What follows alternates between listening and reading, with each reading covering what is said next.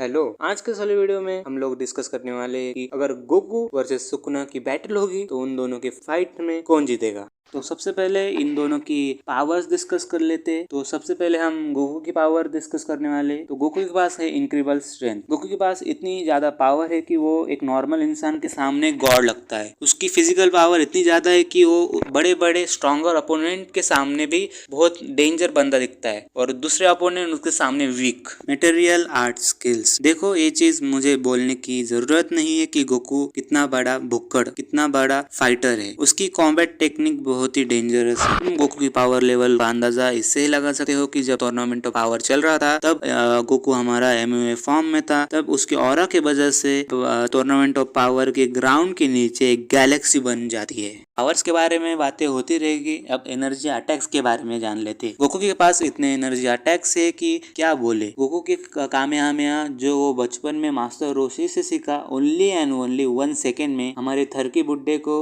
उस टेक्निक को सीखने के लिए 50 साल लगे थे। वो बात अलग है कि गोकू एक सयान है और हमारा थरकी बुड्ढा एक इंसान। देखो अभी सुकुना की पावर्स पर आते तो हम सबको ये पता है कि सुकुना कितना बड़ा हरामी है, रुथलेस है और मर्सीलेस है। इन सब चीजों के वजह से हम उसे किंग ऑफ कर्सेस बुलाते हैं। सुकुना के पास इमेंस कर्स एनर्जी है। इन कर्स टेक्निक्स के वजह से सुकुना बहुत सारे अटैक्स मार सकता है, जैसे कि हमने जेजेके के चैप्टर 236 में देखा है कैसे सुकुना ने गोजो का किटकैट बना दिया। सुकुना का डोमेन एक्सपेंशन मेलेवरेंट शाइन एक ऐसी जगह है जहाँ पर सुकुना ने अगर अटैक्स मारे तो ऑलमोस्ट अनअवॉइडेबल है और सुकुना स्पेस को मैनिपुलेट कर सकता है, कंट्रोल कर सकता है उसके डोमेन में। That's makes him extremely stronger.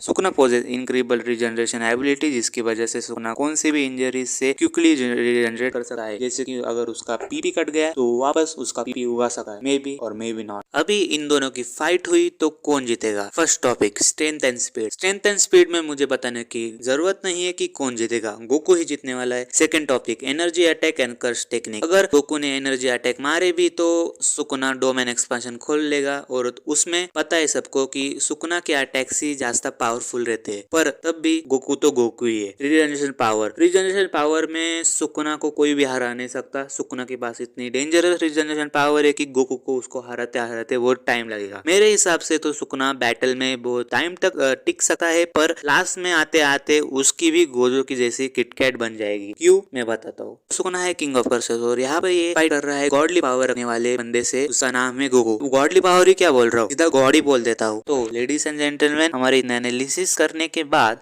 हमें हमारा विनर मिल चुका है और हमारा विनर है गोकू। इतना स्टडी अगर मैं रियल में करता तो अभी मैं क्लास का टॉपर बन जाता।